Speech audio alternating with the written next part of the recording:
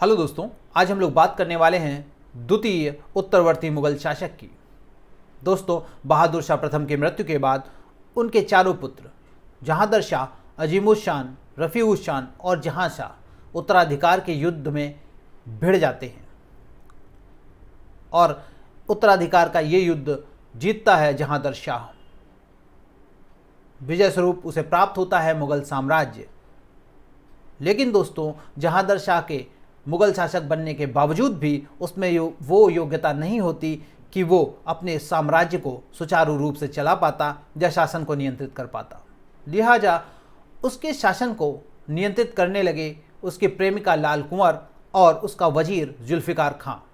यानी उसके शासन पे पूर्ण नियंत्रण हो गया था उसके वजीर जुल्फ़िकार खां का और लाल कुंवर का। दोस्तों, उसकी इस निष्क्रियता और जनता में प्रभावी भूमिका न होने के कारण उस समय के प्रसिद्ध इतिहासकार इरादत खां ने जहांदर शाह को लंपट मूर्ख की उपाधि प्रदान की। दोस्तों, बात करते हैं जहांदर शाह की शासन व्यवस्था की, तो मुगल साम्राज्य का सम्राट होने के नाते नाम जहांदर शाह का था, लेकिन उसके पीछे नियंत्रण पूर्ण रूप से था वजीर जुल्फ़िकार खां का, यानी जहांदर शाह के वजीर का। और जो भी कार्य उसके शासन में हुए वो नियंत्रित हुए जुल्फ़िकार खां के हाथों से। दोस्तों, गद्दी पे बैठते ही जहांदर शाह ने जजिया को समाप्त कर दिया। इसने आमेर के राजा जय सिंह को मिर्जा राजा सवाई की उपाधि प्रदान की और मालवा का सूबेदार नियुक्त किया। मारवाड़ के राजा अजीत सिंह को महाराजा की पदवी दी और गुजरात का सूबा उनके नियंत्रण में दिया, यानी गुजरात का सूबेदार बना दिया। दोस्तों, मराठों को दक्कन में सरदेशमुखी और चौथ दोनों वसूल करने का अधिकार जहांदर शाह ने प्रदान कर दिया था। इससे पूर्व के शासकों ने मराठों को दक्कन में केवल 6 राज्यों पे सरदेशमुखी लेने का ही अधिकार दिया था। दोस्तों, जुल्फ़िकार खां ने जाट नेता चूड़ामन और बुंदेला सरदार छत्रसाल से मित्रवत व्यवहार बनाए रखा, लेकिन सिख नेता बंदा बहादुर के साथ पूर्व की भांति ही संबंध बेहतर नहीं हो सके।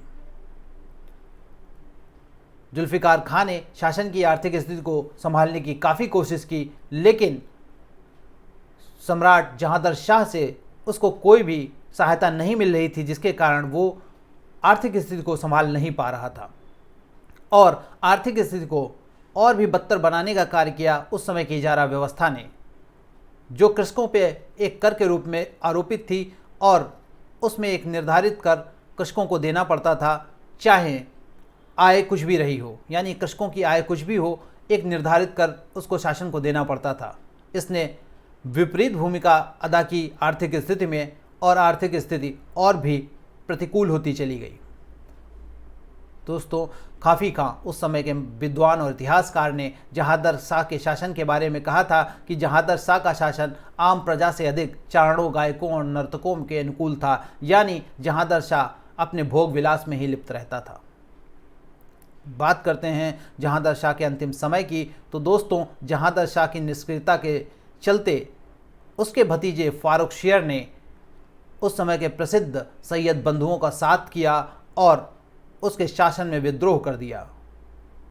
विद्रोह के फलस्वरूप जीत होती है फारूक शेर की और उसने जहांदर शाह को कैद कर लिया, उसे अंधा करवा दिया और 12 फरवरी 1713 को फारूक शेर ने हत्या करवा दी जहांदर शाह की। और मुगल साम्राज्य का एक नया शासक उभर के आता है जिसे फारूक शेर के नाम से जाना जाता है, और ये पहला शासक बनता है सैयद बंधुओं के द्वारा, यानी सैयद बंधुओं के सहयोग से बनने वाला फारूक शेर पहला शासक था। तो दोस्तों, फारूक शेर की बात करेंगे अगले वीडियो में। ये था कालक्रम, घटनाक्रम जुल्फ़िकार खां और उनके सुल्तान जहांदर शाह का। तो दोस्तों, बने रहिए हमारे साथ। बहुत बहुत धन्यवाद।